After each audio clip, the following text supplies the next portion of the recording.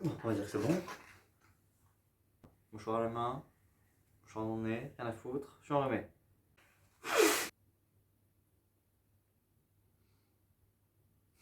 Genre, voilà. Bah, Punky Dream Pizzeria,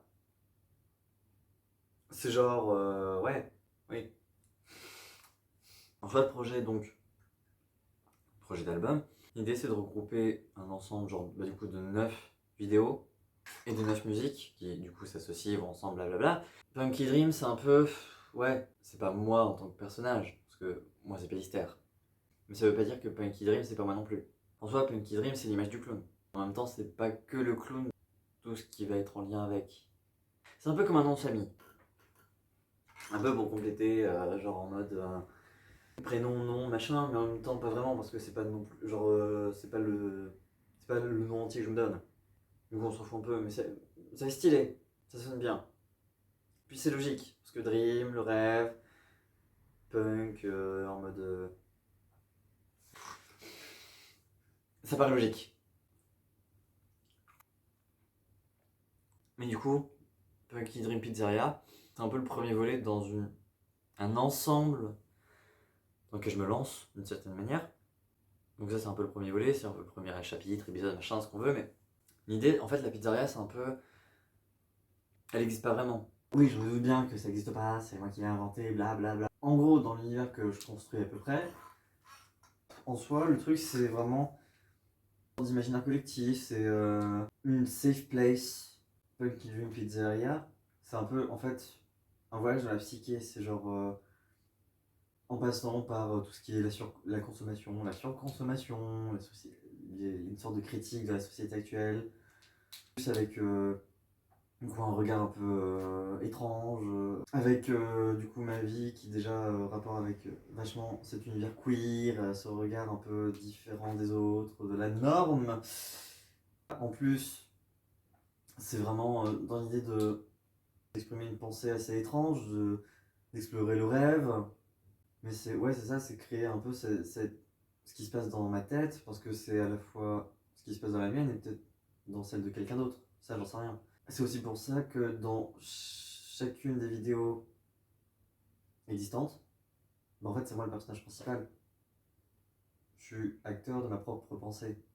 Ce qui n'empêche pas qu'il y ait des interventions extérieures, comme que ce soit un objet, une personne. Enfin, c'est un peu l'idée de rentrer, sortir de sa tête, quoi. C'est pour ça qu'il y a des choses en rapport avec la dissociation, le rêve, le trauma. Enfin, c'est vachement des inspirations qui me sont venues d'internet. Genre les univers d'internet, c'est vachement ce qui m'inspire aujourd'hui, indirectement ou non. Il y a tout ce qui se rapporte au genre et sous-genre d'internet, genre la vaporwave, les niches d'images comme le dreamcore, le traumacore, le weirdcore, enfin tous ces trucs un peu Pinterest, Instagram, enfin toutes ces vibes là d'internet, même l'aurore analogue, genre le Mandela catalogue, tout ça, c'est des choses qui reviennent et qui du coup ben je les utilise, je les manipule à ma façon. On peut dire que c'est ressemble ou pas, le fait est que je m'en inspire et j'en crée quelque chose. C'est pas non plus un truc en mode. C'est pas genre, ouais, c'est journal intime, c'est ultra intra-personnel, dans mes souffrances, ma douleur. Pas forcément. Parce que dans la majorité des cas, c'est juste moi qui subis les événements et qui a pas vraiment l'occasion de faire un choix. Et souvent, c'est montrer que, ben, moi, comme n'importe qui d'autre, le choix est pas forcément évident. Ou proposé. Et j'aime bien montrer ce truc-là. C'est aussi pour ça que des fois, ben, je crée d'autres archétypes de personnages, comme les clowns. Ou le docteur. Le docteur, c'est encore plus compliqué. Mais par exemple, le clown, bah, c'est concrètement, bah, c'est juste en mode. Une des personas qui peut déjà exister concrètement. Genre, c'est l'idée d'être le clown social, quoi. Genre, en sous ta gueule, t'es à part, tu fais rire, mais en même temps, tu peux paraître complètement défoncé. Enfin, puis l'imagerie du clown, dans la culture populaire, tout ça, enfin, on la connaît bien. J'ai même presque plus besoin d'expliquer, c'est vraiment quelque chose, c'est une entité qui existe et que je manipule aussi. Là où je veux en venir, c'est. En fait, l'idée, c'est juste de. Je traverse, enfin, on traverse avec les vidéos tout cet univers-là. La question de On surconsomme. Qu'est-ce qu'on consomme? C'est aussi faire des parallèles avec l'univers de la fête, c'est de la nuit, donc c'est vachement truc plus vision un peu enfantine, couleur, c'est des trucs mignons, genre du coca, machin. Le coca qui est vachement un gros symbole du capitalisme. Mais du coup, de reprendre ces petits trucs mignons, tout ça, et en fait, derrière, il y a d'autres choses.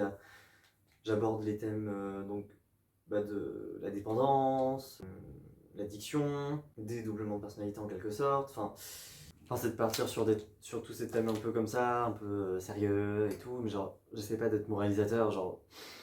Enfin, en soi, il y a forcément une morale. Dans mes vidéos, il y a forcément l'idée de la morale et de la leçon, enfin des trucs comme ça, mais je veux pas avoir un ton moralisateur, parce que tenter d'être moralisateur avec quelqu'un, ça marche jamais. Genre, en plus, je déteste, enfin, c'est pas un truc que j'apprécie.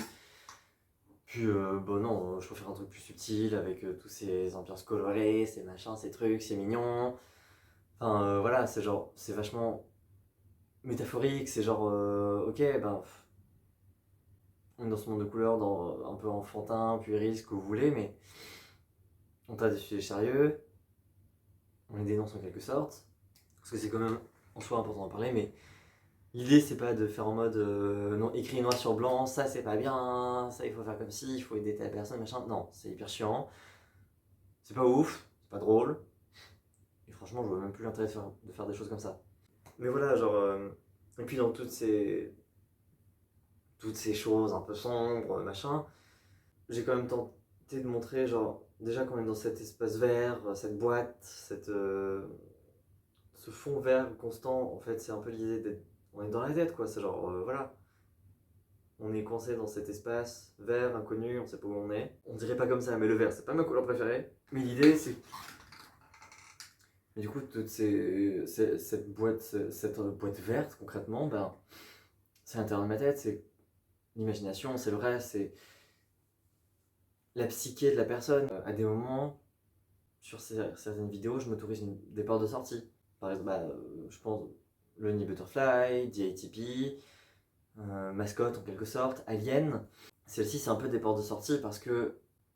Mais pas totalement, c'est ce qu'on croit. Au final, c'est pour ça qu'il y a toujours une trace de verre. C'est pour dire en fait, c'est des fausses portes de sortie, c'est des leurres. On s'imagine qu'on est dans le réel, on est dans le concret, on a pris les choses en main. Bah non, on est toujours coincé dans notre tête, quoi. Finalement, est-ce qu'on arrive à en sortir? Et ça, c'est la vraie question. Est-ce que tout ne se passe pas dans nos têtes? Est-ce qu'on peut un jour prendre le contrôle de soi-même et se dire, ok, c'est bon, j'en sors, c'est terminé? J'y crois pas trop. Il y aura toujours des problématiques et on ne pourra jamais vraiment sortir de sa tête. Enfin bon, je dis ça, peut-être que d'ici 2 semaines, j'aurai changé d'avis, mais il y a des questions à se poser.